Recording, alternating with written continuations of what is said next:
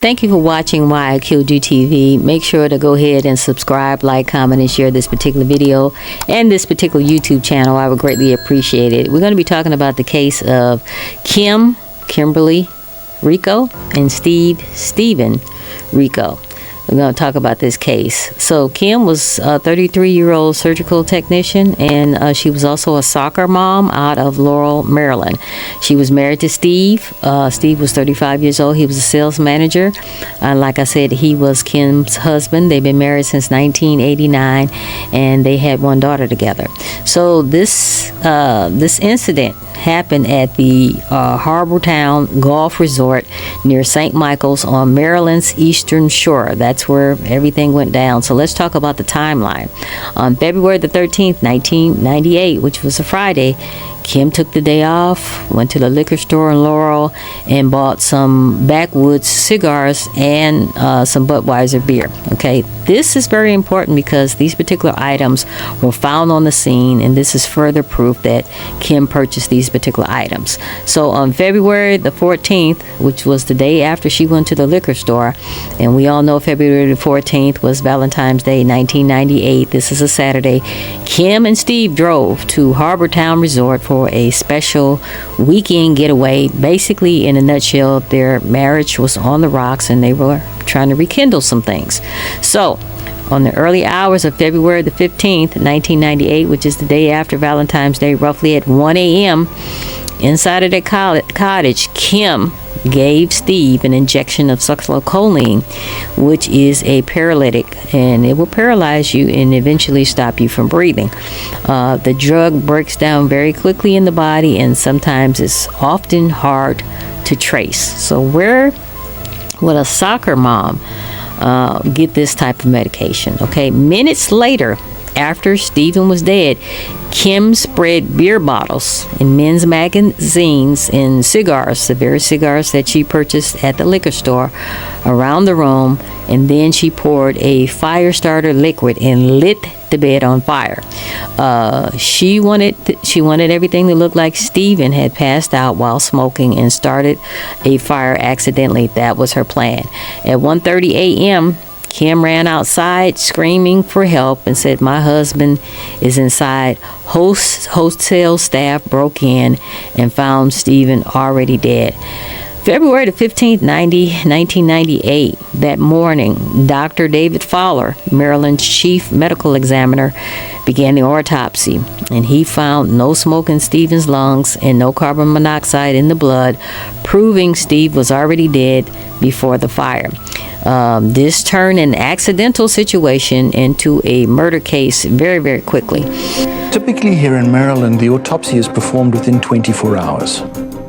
This case appeared to be a relatively simple case, and so therefore my initial response to this one is that I'll be able to do some fairly simple blood tests, fill out the report, and be able to certify the death to the standard required. The relationship between the investigators and the Office of the Chief Medical Examiner here in Maryland is very close. They depend on us for a thorough, competent investigation on our end, and we rely on the same for them. As Dr. Fowler begins the autopsy, detectives interview the hotel staff and guests. In interviewing people who actually pulled Stephen out, he was backed up against the bed, seated on the ground with his legs extending out from him.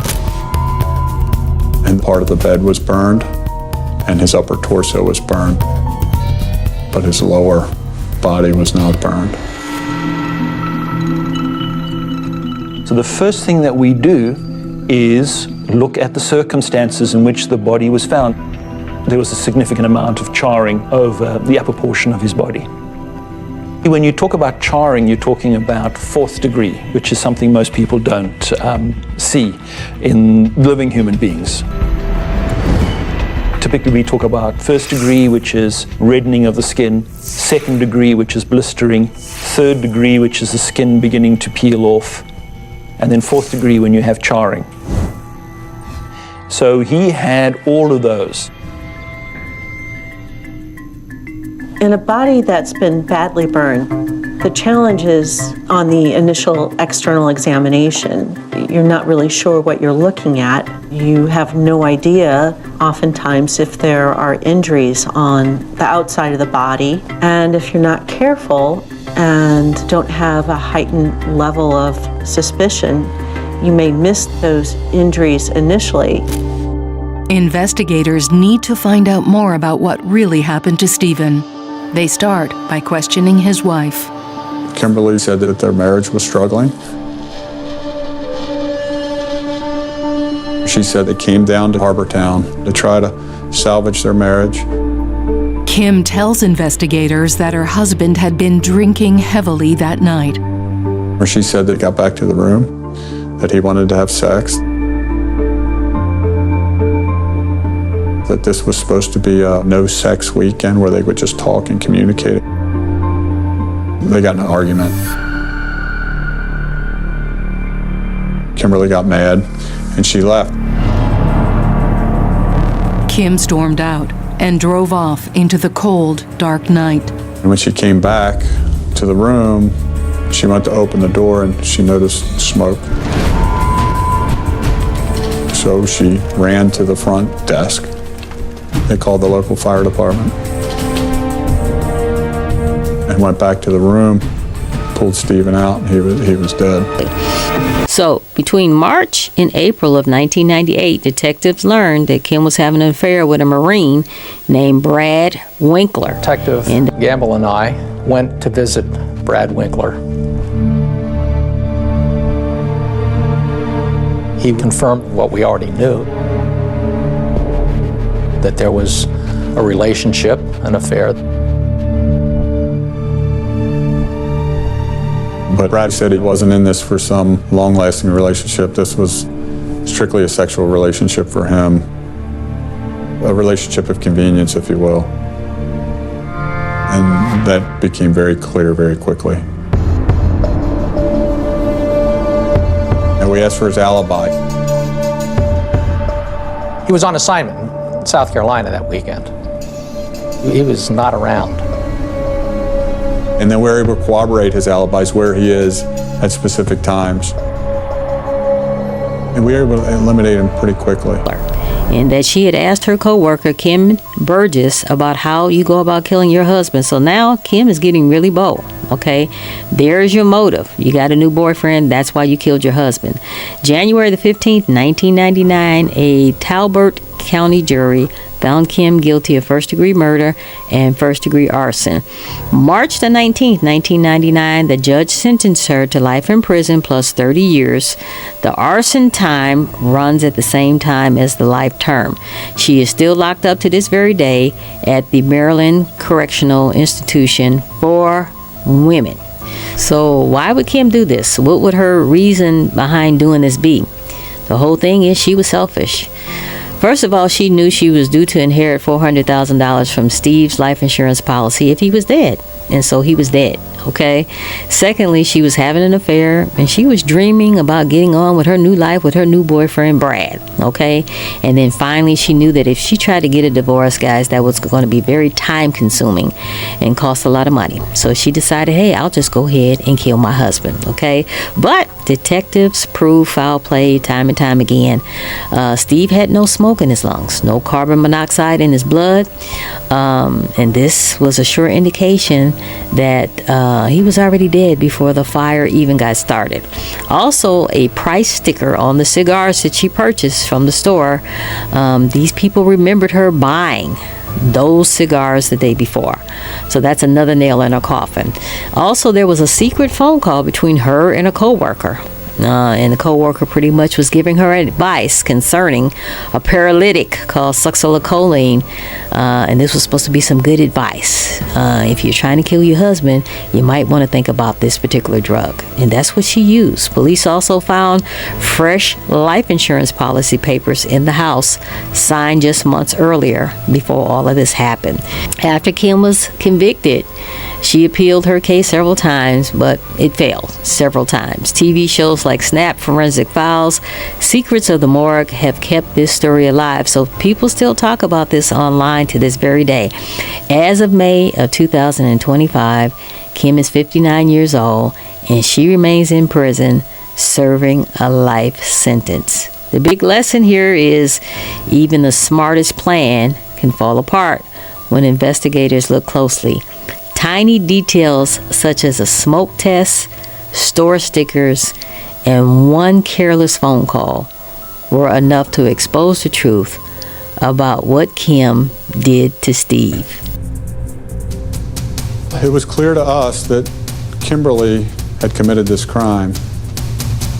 Our fear was that we wouldn't be able to prove it beyond a reasonable doubt in front of a jury.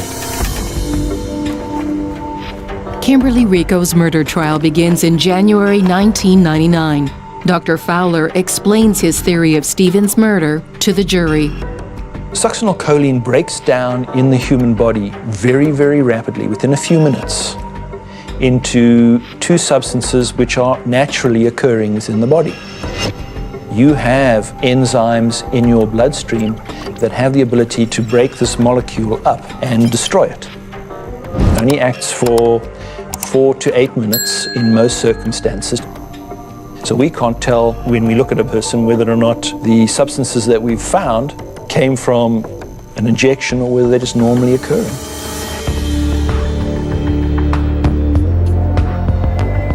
We knew he was dead before the fire. There was a witness who stated she was going to kill her husband using a substance we couldn't trace. We knew she had access to it. All of these little pieces tied together. They found her guilty of first-degree arson and first-degree murder. Dreams of a comfortable life with a new lover push this black widow to commit the ultimate betrayal. A jury believed that it was succinylcholine. I believed it was succinylcholine. But we're never able to prove that through physical evidence in his body. But when you put that jigsaw puzzle together, it can be missing a couple pieces at the end, and you can still see that picture as Kim Hricko. Kim Hricko is sentenced to life in prison. I realized, all adding up, I was stupid fool. I'd been defending her and ignored the signs that something was wrong. Our youngest is actually named after Steve, her name's Stephanie. And I just asked, can we honor Steve in some way? And so the closest thing we could come up to Stephen was Stephanie. And as she was growing up, we called her Stevie. It just really is just a great example of unraveling a very complex case, one thread at a time. We are not there to assist the prosecution. We're not there to assist the defense. We are there to provide the jury with as an accurate set of facts as possible. We're there for the truth. Present it and let's see where the cards fall. They hate you. You're gonna die. I don't want to do this.